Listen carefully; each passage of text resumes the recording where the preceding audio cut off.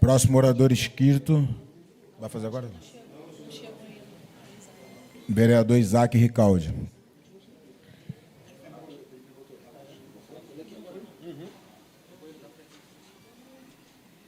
Boa noite, presidente, vereadoras, vereadores, assistência. Essa é uma sessão importante, nós vamos votar aqui a lei orçamentária, o PPA, mas eu não poderia deixar de me inscrever para fazer algumas observações que considero bastante importantes. A primeira delas é em relação a essa pauta muito relevante da segurança pública. O que nós temos visto nos últimos dias é uma tentativa do relator da matéria do projeto de lei antifacções, que foi enviado para o Congresso Nacional pelo presidente Lula, o relator Derrite, que se exonerou do cargo de secretário de Segurança Pública do Estado de São Paulo, é secretário de Segurança Pública do Tarcísio, que tem alguns dos piores índices de violência do país. O que nós temos visto é uma tentativa descarada de tentar barrar a atuação da Polícia Federal nos crimes envolvendo facções criminosas no país. Num movimento muito evidente para tentar blindar agentes políticos, atores do mercado financeiro e, principalmente, mega empresários. Porque essa operação Carbono Oculto, que aconteceu poucos meses atrás, com centro em São Paulo, desmontou uma operação que movimentava bilhões de reais, exatamente num elo, numa ligação entre o crime organizado, particularmente o PCC, e setores do mercado financeiro. Então, a extrema-direita tenta passar agora de durona com o crime organizado, mas toda tentativa política e institucional que fazem é para tentar inviabilizar a atuação da Polícia Federal, que, pelo projeto do relator, precisaria pedir autorização aos governos dos estados para poder atuar. E esse é um problema muito sério, porque nós sabemos, e eu tenho dito aqui, que o grande problema que a gente tem, que ajuda a movimentar o crime organizado no Brasil, são as suas relações com a política. Nós vimos aqui no estado do Rio de Janeiro, o governador, que agora posa de herói, abraçado com TH Joias, aquele que frequentava a cozinha do Palácio. Nós vimos ele andando na Baixada com a filha do Beiramar, fazendo campanha eleitoral. Então, o medo que essa turma tem é exatamente que essas relações perigosas apareçam. Então, por isso, tentam, de toda forma, tirar a Polícia Federal da jogada. Mas vão ser, nesse caso, derrotados mais uma vez, porque a sociedade brasileira não aceita mais que o político, que o mega empresário, que aquele traficante que não mora na favela, mas que comanda toda a estrutura do crime, muitas vezes da Zona Sul do Rio de Janeiro, muitas vezes num apartamento luxuoso em frente à praia, ele sim, que lucra bilhões, a sociedade não aceita mais que esse cara passe impune. E é por isso que nós precisamos, de uma vez por todas, aprovar uma legislação que modernize e que dê instrumentos para que o Estado brasileiro possa, de fato, atuar contra essas facções que tanto mal causam à nossa população, que dominam territórios, que praticam a violência, que obrigam trabalhadores a consumirem serviços caros e que, de fato, representam um grande perigo à grande maioria da população brasileira. Então, presidente, eu digo isso porque, de uma hora para outra, Cláudio Castro virou herói. Esse governador que sempre foi omisso, que está no governo há tantos anos só assistindo o avanço do crime organizado, de uma vez por toda, de uma hora para outra, vira herói do bolsonarismo. E essas relações, inclusive do Cláudio Castro, precisam ser desmascaradas. Esse governador que muito provavelmente não chega até o final do mandato. Não chega até o final do mandato, que já está sendo julgado pelo TSE, pelos crimes eleitorais que cometeu na sua campanha, pela nomeação de mais de 30 mil servidores públicos mantidos ocultos no esquema do CEPERJ, que movimentou centenas de milhares de reais para comprar mandatos, para conquistar uma vitória fraudulenta na urna. E é por isso que, muito provavelmente, ele não chega até o final desse mandato e vai ser mais um governador do Rio de Janeiro que vai passar uma temporada no xadrez. É uma pena que a gente tenha no Rio de Janeiro um governador como Cláudio Castro, depois de tanto problema que a gente teve na política local. Zac, uma partezinha, com todo respeito. Pois não? Concedido, vereador. Bom, primeiro, muito grato aí pela sua educação. Dizer para Vossa Excelência que eu não estou assomando essa tribuna para defender ninguém, tá? Longe disso. Até porque eu não tenho procuração para isso.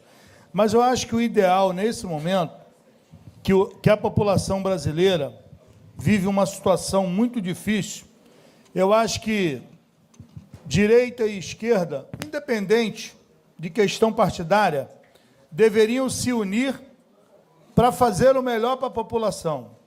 Esse, sim, seria o grande barato da coisa. Vossa Excelência é um cara hiperinteligente, um vereador que eu respeito muito nessa casa, assim como eu respeito a todos.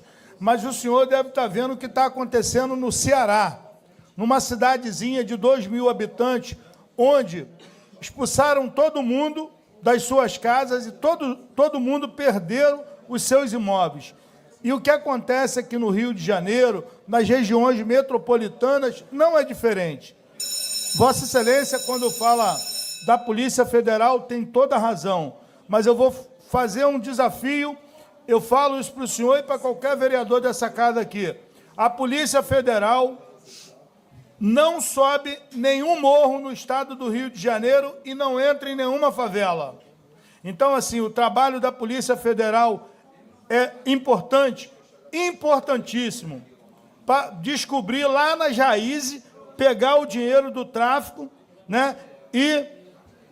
Mas a gente também precisa muito da Polícia Civil, da Polícia Militar, do trabalho de inteligência. Eu acho que esse momento devemos largar de direita e esquerda, ou até centro-direita e centro-esquerda. Eu acho que nós deveríamos estar preocupados, sim, em melhorar a vida do povo brasileiro que não aguenta mais. Muito obrigado, vereador. Eu tenho total concordância, vereador.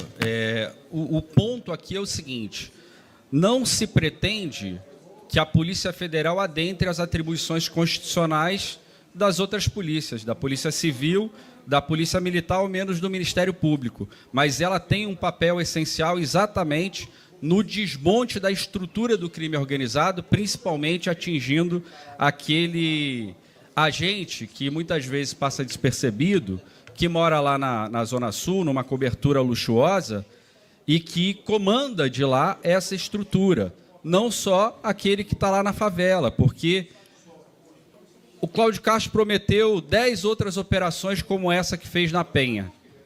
E se a gente for lá hoje na Penha e no Alemão, a gente vai ver que nada mudou. Isso não mudou. A realidade é a mesma. O crime continua lá. Então nós precisamos de soluções que sejam de fato estruturais e que possam integrar todo o sistema de segurança pública no Brasil. Eu vou avançar, presidente. Eu ia dizer aqui, ia falar um pouco mais do Cláudio Castro, porque agora, hoje mesmo, saiu um último escândalo dele, 3 bilhões que ele colocou lá no Banco Master. Esse banco que teve o dono preso hoje por falcatruas, dinheiro, grande parte da aposentadoria dos servidores públicos do Estado, mas não vai dar tempo, porque eu preciso passar 2 recados aqui que considero importantes. O primeiro é sobre a Insaúde. Eu venho insistindo nesse caso do calote a 400 trabalhadores da Insaúde que atuavam no pronto-socorro central e que saíram sem as suas verbas rescisórias, com o governo lavando as mãos, dizendo que a culpa da OS, que o próprio governo escolheu. Mas nós tivemos acesso, vereadores, a um documento e a alguns documentos que comprovam que o governo sabia que o contrato estava em desequilíbrio, porque foi alertado pela própria OS, e que o governo sabia que os recursos que deveriam ter sido mantidos provisionados foram utilizados pela OS desde 2023, e ainda assim este governo decidiu renovar o contrato com a Insaúde. Essa mesma OS que teve casos de corrupção expostos em rede nacional de televisão, com contratos superfaturados com secretários de saúde do capitão Nelson, essa mesma instituição que agora dá calote em 400 trabalhadores, e por isso eu estou apresentando um projeto de lei autorizativo que permite ao governo resolver o problema, fazer a quitação das verbas rescisórias desses trabalhadores, e o governo depois que possa cobrar da Insaúde as responsabilidades da OS que ele próprio escolheu e decidiu prorrogar. E, por fim, presidente, eu recebi uma série de denúncias no meu gabinete de que as creches conveniadas do município estão sem receber. E nós temos centenas de professores que estão sem receber salários, que não têm como comparecerem mais ao trabalho porque não tem como pagar passagem do bolso, que já ganham muito mal, são superexplorados, muito mais do que os servidores, e o governo ainda assim atrasa esses pagamentos. E recebemos denúncias, inclusive, de problemas na merenda. Faltam frutas, faltam legumes, faltam verduras, e mais grave, uma creche, pelo menos uma, serviu no almoço banana com leite para a criança que fica em tempo integral, entra cedo e sai tarde. Isso é criminoso e esse é um problema que precisa ser resolvido imediatamente. E nós vamos atuar para que ele, de fato, o seja, porque é uma questão de dignidade com as crianças que precisam da creche, com os pais que têm que ter tranquilidade de deixar seus filhos na creche e saberem que minimamente eles estão sendo alimentados. Obrigado. Mensagem número 21, Gabinete do Prefeito 2025. Estima a receita e fixa as despesas do município para o exercício financeiro 2026. De autoria do chefe do Poder Executivo. Em primeira discussão. Ainda em discussão, para discutir, vereador Isaac Ricaldi. Eu, de fato, não tenho como votar a favor de uma proposta orçamentária como essa, pelas razões que eu vou expor. Nós tivemos aqui, há poucos dias, uma audiência pública em que só compareceu o secretário de Fazenda e a sua assessoria, e diferente da audiência pública da LDO, os vários secretários de governo fugiram da discussão, porque na LDO tiveram aqui e não souberam responder às perguntas que foram formuladas pela sociedade civil e pelos parlamentares presentes. Então, acho importante fazer esse registro, porque essa foi a única audiência pública que a sociedade teve para poder discutir as peças orçamentárias. E um governo se define muito pelo orçamento que apresenta, porque política pública é fundamentalmente investimento. O secretário de Fazenda, que é novo no cargo, esteve aqui e informou que o governo não pode pagar ainda o piso do magistério porque está fazendo conta, está fazendo estudo para saber qual é o impacto. Num governo que vai para o 6º ano e descumpre todo ano a lei, porque quem determina o pagamento do piso para o magistério é a lei. Descumpre também o pagamento de 1/3, o respeito a 1/3 da jornada de planejamento dos professores, ilegalmente. Isso já é matéria tratada no Ministério Público, ação judicial da categoria na Justiça do Trabalho, e o governo não toma vergonha na cara e descumpre sistematicamente a lei para prejudicar esses trabalhadores da educação. Não é à toa, gente, que São Gonçalo tem a segunda pior qualidade de educação no estado do Rio de Janeiro. Foi esse governo que colocou a cidade nessa posição, arrochando o salário de servidor público, deteriorando a estrutura física das escolas e das creches, que estão uma vergonha. O que não aparece na propaganda do governo. Qualquer pai, qualquer mãe que pedir para entrar numa das escolas municipais vai ver problemas de infiltração, vai ver problema nos banheiros, vai ver problema de limpeza, que as escolas, no geral, são uma porcaria, sujas, banheiro sujo, banheiro sem porta, sem pia, sem torneira para as crianças lavarem a mão, bebedouro sem filtro, extintor vencido. E é por isso que eu digo que isso é um projeto, isso não acontece por acaso. Isso acontece porque educação não é prioridade para esse governo. Pelo contrário, educação é um assunto quase proibido no governo Nelson. Eu vejo ele visitando hospital, visitando obra, só posa na boa. Mas não vejo ele indo às grandes escolas do município. Não vejo ele indo lá para ver a precariedade que é a estrutura física. Não vejo ele conversando com os professores. Era para estar aqui na audiência pública, respondendo às indagações de um governo que não está começando e, portanto, tem plena responsabilidade pelo que está acontecendo. Não tenho, presidente, condições de votar a favor de um orçamento que congela por mais um ano o salário dos servidores públicos. Isso é uma vergonha. Para o 4º ano, os servidores públicos vão tendo seus salários congelados. O salário dos vereadores não estão congelados. Pelo contrário, todo mundo aqui teve um aumento bem generoso. O prefeito teve um aumento bem generoso. Os secretários, um aumento generoso. O vice-prefeito, os subsecretários e todos os agentes políticos. E por que o servidor precisa ser submetido a essa situação, a essa condição? É degradante a situação dos servidores públicos, que sempre ganharam mal.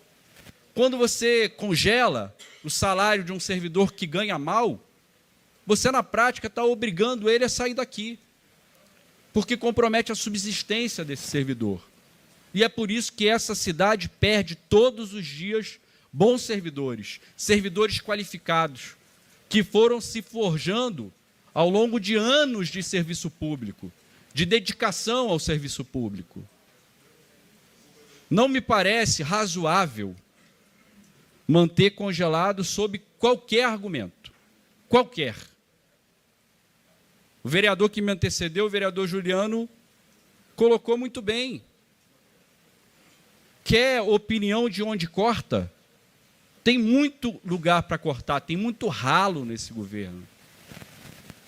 Abram as contas, abram os RPAs, abram os contratos, inclusive os terceirizados, dessas OSs da vida que superfaturam contratos, e nós vamos ver que é possível encontrar recurso para reajustar os salários dos servidores. Não tenho como votar a favor desse projeto de orçamento, porque não há previsão para a construção de um único equipamento cultural numa favela, numa comunidade, numa região vulnerável. Aliás, esse governo vai para o 6º ano e não construiu nenhum. Nenhum. Vai lá no Jardim Catarina. E a gente vê aí, tá saindo na mídia que o governador vai lá retirar a barricada agora, para a eleição. Vai retirar a barricada para a eleição. Sabe-se lá como, né? Se é no acordo, isso nunca se sabe. Mas não vai lá construir nada.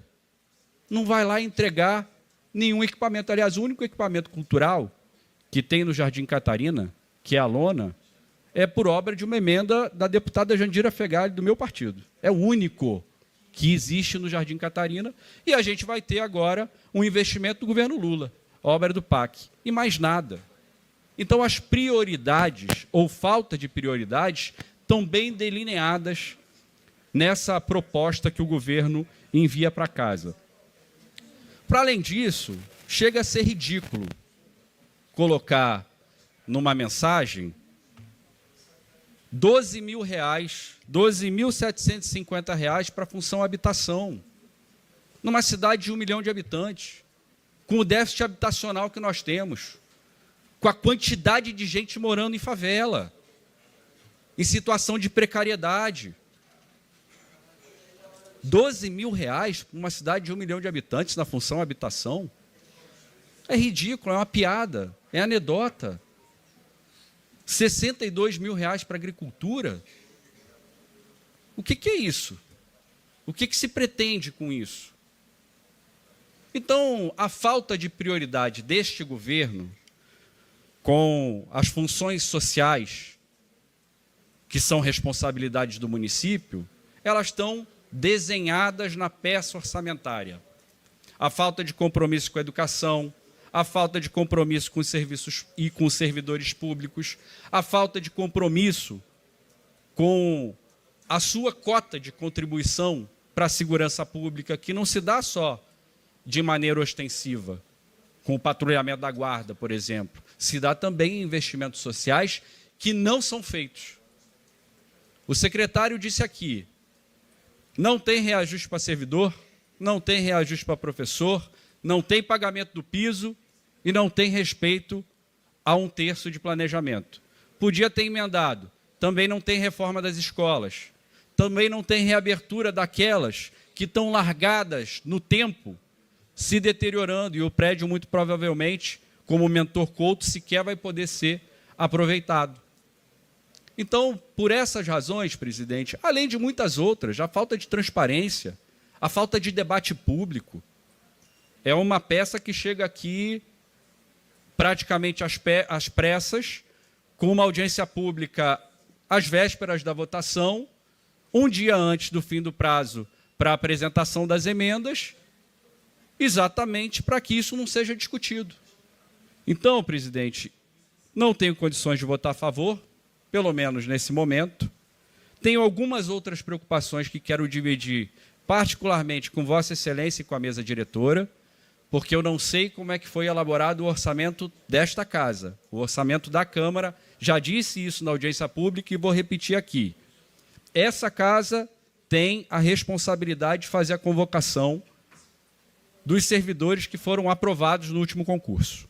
Precisa fazer, tem um TAC com o Ministério Público, e não sei, presidente, quero perguntar a Vossa Excelência, se esse orçamento que está previsto para a casa, da ordem de 39 milhões, comporta a convocação dos servidores. Porque o que nós não vamos poder dizer mais à frente é que fomos pegos desprevenidos, que essa casa não sabia e que não foi possível convocar porque não tem dinheiro. Porque existe espaço legal para que a gente possa ampliar o orçamento da casa para permitir a contratação do corpo técnico de servidores que não foram contratados por indicação de nenhum político aqui. Passaram em concurso público e têm o direito de servirem a população aqui nessa casa. Então, faço essa indagação sabendo que a discussão e a votação de hoje ainda não são terminativas e nós temos tempo até a próxima semana para fazer ajustes necessários. Obrigado. Ainda em discussão, não havendo quem queira discutir em votação. Vereadores que aprovam, apertem sim. Vereadores que não aprovam, apertem o não.